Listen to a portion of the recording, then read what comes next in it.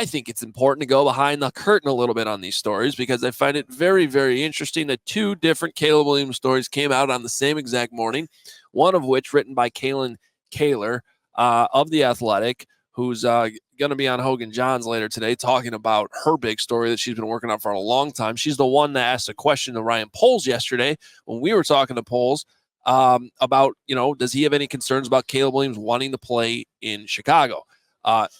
Ryan, of course, said no, not at all.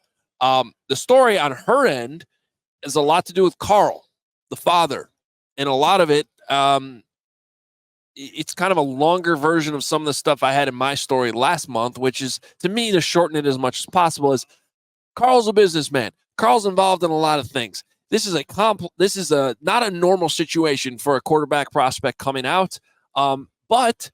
And she quoted one of the USC assistants, I think, and they're similar to some of the things I had in my story at the Super Bowl, which was, and this still remains the case, as far as I could tell, I've never had anyone say Carl actually interferes with the coaching of Caleb Williams. Carl is by Kalen's story and by where we've read elsewhere, and Kalen does a phenomenal job on this thing, is that he's the business arm of this whole thing. And there's a reason why Caleb is already richer than 99% of us will ever be, because Carl is out there getting it done. And he's I guess, behind the scenes and even in front of the scenes, because we've been hearing about this for a while, that Caleb wanted an ownership stake in whatever team he went to. But this is part of the story that we got to clarify. Yeah, go ahead. Carl wanted an ownership stake. Yeah, because exactly. She literally quotes different sources.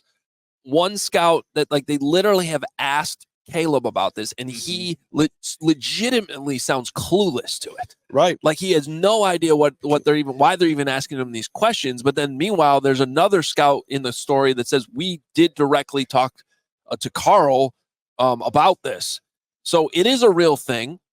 But the dynamics here are very weird. Part of it is in the story, she talks about how, or quotes the publicist, I think it is, that says Caleb doesn't really do interviews unless it's jacking up the foundation, hyping up the foundation, or it's a sponsor.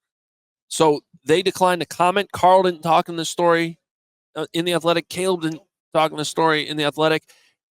On the same exact morning, ESPN has a story with an interview with Caleb Williams. How does that happen? Well, Caleb's camp knows this Athletic story is coming out. They do this interview. I mean, it's obvious. And they set up this because in Pete Thamel's story, he says, talked to Caleb Williams yesterday. Mm-hmm. So all of a sudden there's this interview ahead of him talking Friday, whatever. All that doesn't really matter. It's just, this is part of the game that's getting played right here. Yep. And it's very, very interesting. We all silly like the mayor.